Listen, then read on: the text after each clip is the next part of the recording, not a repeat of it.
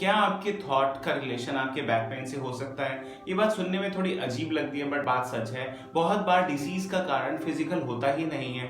कोई particular negative thoughts आपके mind में बैठ जाता है और वो माइंड उसको बॉडी के रूप में एक प्रॉब्लम के रूप में शो करती है।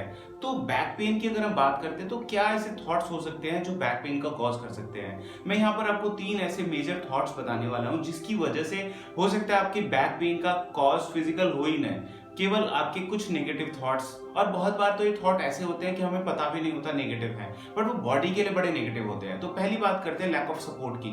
जब आपको ऐसा लगता है कि फैमिली में आपको कोई सपोर्ट नहीं कर रहा, या आपके कोई रिश्तेदार ऐसे नहीं है, या आपके कोई फ्रेंड ऐसे नहीं है जो आपको फुली सपोर्ट कर सके, और आपको लगता है लाइफ में बहुत स्ट्रगल है और वो आपको खुद ही फाइट करना है, तो ऐसे केसेस में जब ये थॉट्स बार बार आपके माइंड में चलते रहते हैं और आप अपने को अकेला और बेसहारा महसूस करते हैं, या आपको लगता है कि मेरे को कोई प्रॉब्लम आई तो शायद मेरे पीछे कोई नहीं है, ये जब थॉट ऐसे रहते हैं तो ये शो करते हैं बैक पेन में। मतलब आपका माइंड शो करता है मसल की वीकनेस, सपोर्ट की वीकनेस पेन के रूप में।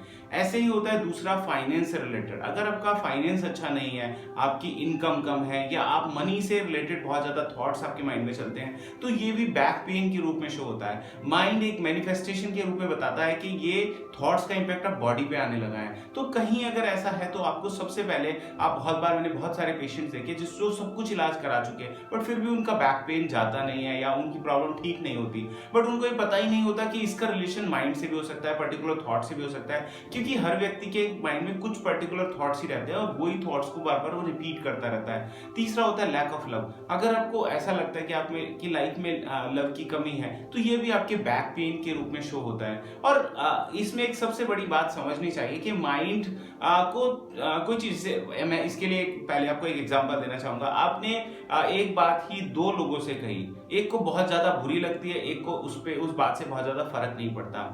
बात सेम है, ऐसे ही सिचुएशन सेम होती है, प्रॉब्लम आपकी लाइफ में है, बट जब आप उसको ओवरथिंक करके बहुत ज्यादा सोचते हैं और वो थॉट्स बार बार चलाते रहते हो, तो यही थॉट्स आपके माइंड के डीप लेवल पे, सबकॉन्शियस पे जाने लगते हैं। और जब ये सबकॉन्शियस में चले जाते हैं तो ये सबकॉन्शियस उसको एक मैनिफेस्टेशन के रूप में, एक बीमारी के रूप में शरीर को बताता है, आपको बताने की कोशिश करता है कॉन्शियस माइंड को कि ये मेरे को प्रॉब्लम है। बहुत बार डिसीज का कारण फिजिकल होता ही नहीं है, बट हम, क्योंकि हमारा सिस्टम ऐसा है या हमारी साइकोलॉजी ऐसी है, हमें कोई बताता नहीं है कि इसका रिलेशन माइंड से भी है। तो आप जब भी आपको कोई बीमारी हुई है तो हो सकता है कि फिजिकल के साथ साथ आपको इमोशनल की भी जरूरत है, आपको इमोशनल अपने को हील करने की भी जरूरत है। हम फिजिकल हेल्थ पे तो बहुत ध्यान देते हैं, but mental health, emotional health पे हम ध्यान देते ही नहीं है। उसी की वजह से हम सब कुछ, मेडिकल साइंस बहुत आगे है, बट फिर भी आप देखो जितनी ज्यादा दवाइयों का प्रोडक्शन हो रहा है, जितनी ज्यादा दवाइयां बन गई है, उतनी ज्यादा हम बीमार भी हो रहे हैं। उसका रीजन है क्योंकि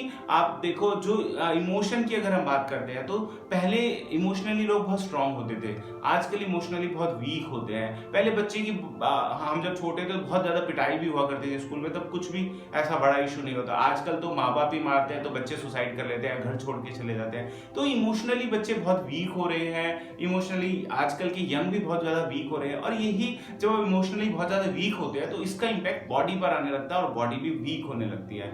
एक रिसर्च में पाया गया कि इम्यूनिटी का रिलेशन और आपके इमोशन का बहुत गहरा रिलेशन है। जब आप इमोशनली खुश होते हैं, बहुत हैप्पी होते हैं, तो आपकी बॉडी की इम्यूनिटी भी बहुत स्ट्रांग होती है, आप जल्दी से बीमार नहीं होते।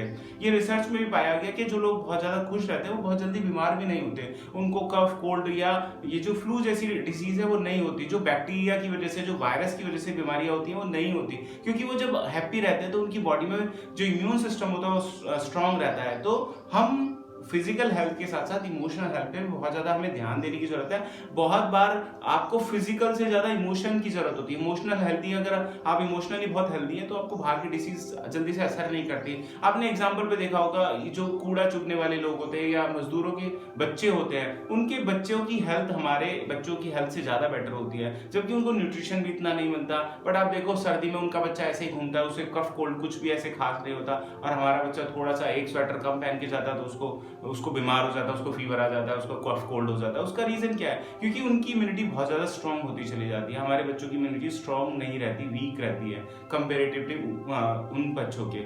तो ऐसे केसेस में हमें, क्योंकि फिजिकल हेल्थ पे तो बहुत ध्यान दे रहे हैं, इमोशन पे ध्यान ही नहीं दे रहे, तो आपको इमोशन पे भी बहुत ज्यादा ध्यान देना चाहिए।